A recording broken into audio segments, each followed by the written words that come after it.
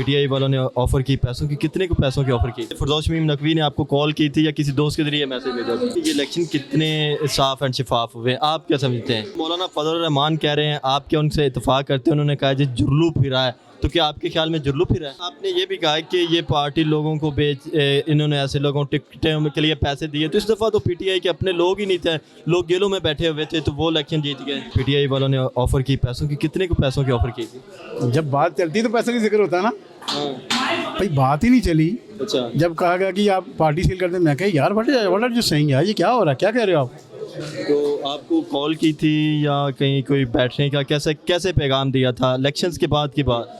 ये क्या क्वेश्चन है, कहाँ थे, बादल चल रहे थे, चिड़िया उड़ रही थी, ये क्या क्वेश्चन है? तो वो होता है ना कि कॉल की जाती है या कोई बंदा भेजा जाता है, पैगाम भेजा जाता है, बस कम्युनिकेशन हमारी थी ना, है भी कम्युनिकेशन अभी थी। भी कम्युनिकेशन अब जारी तो, है? अब तो नहीं ना होगी ना। अब जब आप मुझे कहेंगे पार्टी सेल कर दो, फिर होगी। अच्छा, तो ये फिरदौस शमीम नकवी ने आपको कॉल की थी या किसी दोस्त के जरिए मैसेज भेजा था? ये देखिए, हम पुराने लोग हैं, हम राब्ते में रहने वाले लोग हैं, और पॉलिटिकल लोग वही होते हैं जो राब्ते में नहीं। लेकिन जब आप इस लेवल पे चल जाएं कि आप ख़ुद तो टिकट फरोश हैं, ज़मीर फरोश हैं, घड़ी फरोश हैं, तो फिर आप अगले को भी समझेंगे ये पार्टी फरोश है। यार पार्टी फरोश मैं कैसे हो सकता हूँ? ये तो नहीं हो सकता। तो किसी और पॉलिटिकल पार्टीज़ की जानब से आपके साथ रब्ता किया गया और नून लीग की तरफ से, या यार मैं उनको बुरा समझता हूँ सबको, क्या बात कर रहे हो? जब मैं एक तरफ आप कह रहे हैं आप पॉलिटिकल हैं, राब्ते रखते हैं, तो जब राब्ते तो रहने चाहिए, राब्ते तो मुनक़ते नहीं ना होने चाहिए, राब्ते तो रहने चाहिए, लेकिन अपना पॉइंट ऑफ व्यू आप दें, उनका पॉइंट ऑफ व्यू सुने। जहाँ बात बनती है, जहाँ पाकिस्तान की बेहतरी की बात निकलती है, जहाँ कोई सही सिमत मुस्बत पेशरफ्त होती है, जहाँ कोई पाकिस्तान की बेहतरी की बात होती है, वहाँ हम करेंगे, करनी भी चाहिए, सुननी भी चाहिए। ये बताइएगा कि ये इलेक्शन कितने साफ एंड शफाफ हुए, आप क्या समझते हैं?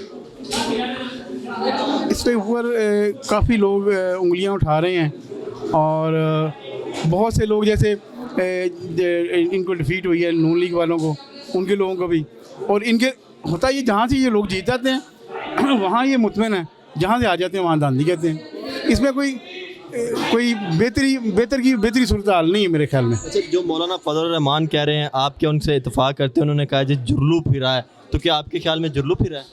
आप क्या समझते हैं? मैंने बता दिया ना कि मैं, हो सकता है कि कई इलाकों में मामला गलत हुए हों, लेकिन ये तो पॉसिबल नहीं है कि तमाम हर जगह पे ये। पंजाब की अगर हद तक हम बात करें तो क्या कहेंगे आप? देखिए, उसमें किस सीट से हो सकता है, अगर कोई फील करता है, अगर कोई समझता है, तो they should go to election commission tribunal में जाए और कोर्ट्स में जाए। आपने ये भी कहा कि ये पार्टी लोगों को इन्होंने ऐसे लोगों टिकटें के लिए पैसे दिए, तो इस दफ़ा तो पीटीआई के अपने लोग ही नहीं थे, लोग जेलों में बैठे हुए थे, तो वो इलेक्शन जीत गए।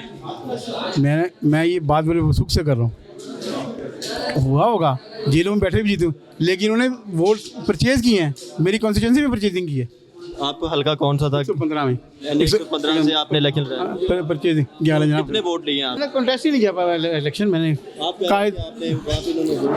बाबा उन्होंने खरीदे। देखिए, मैं एक पार्टी का सरबराह हूँ, मैं वहाँ मेरे वालिद साहब ने 4-5 मतलब चेयरमैनशिप की है, हमें पता क्या गली में क्या क्या हो रहा है, वो गलियाँ बनवाई हैं हमने, और वहाँ पर सारी अपॉइंटमेंट मारी है, वहाँ अयूब के वक्त से हम वहाँ चेयरमैन आ रहे हैं, तो हमें पता है ना व्हाट हैपनिंग, क्या हो रहा है गलियों में, क्या हो रहा है, तो सब रिपोर्ट्स आती हैं हमें, ठीक है।